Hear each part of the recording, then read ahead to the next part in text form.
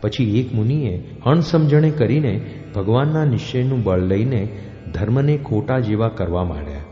પછી શ્રીજી મહારાજ બોલ્યા છે, ભગવાનના જ્ઞાનની ઓટ લઈને જે ધર્મને ખોટા કરી નાખે તેને અસુર જાણવો. અને ભગવાનના સ્વરૂપમાં તો એવા કલ્યાણકારી અનંત ગુણ રહ્યા છે. તે શ્રીમદ ભાગવતને વિશે પ્રથમ સ્કંદમાં પૃથ્વીએ ધર્મ પ્રત્યે કયા છે.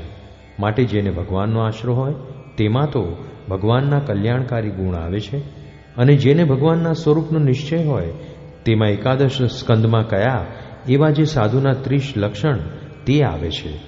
માટે જેમાં 30 લક્ષણ સંતના ન હોય તેને પૂરો સાધુ ન જાણવો, અને જેને ભગવાનનો નિશ્ચય હોય તેના હૈયામાં તો પ્રભુના કલ્યાણકારી ગુણ જરૂર આવે.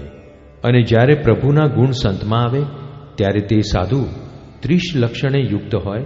માટે આજથી જે કોઈ પંચવર્તમાન રૂપ જે ધર્મ તેને મૂકીને જ્ઞાનનું કે ભક્તિનું બળ લેશે તે ગુરુદ્રોહી વચનદ્રોહી છે. અને એવી ધર્મભંગ વાત જે કોઈ કરતો હોય તેને વિમુખ કહેવો, અને એમ કહેવું છે, તમે તો અસુરનો પક્ષ લીધો છે તે અમે નહીં માનીએ, એમ કહીને તે અધર્મીની વાતને ખોટી કરી નાખવી.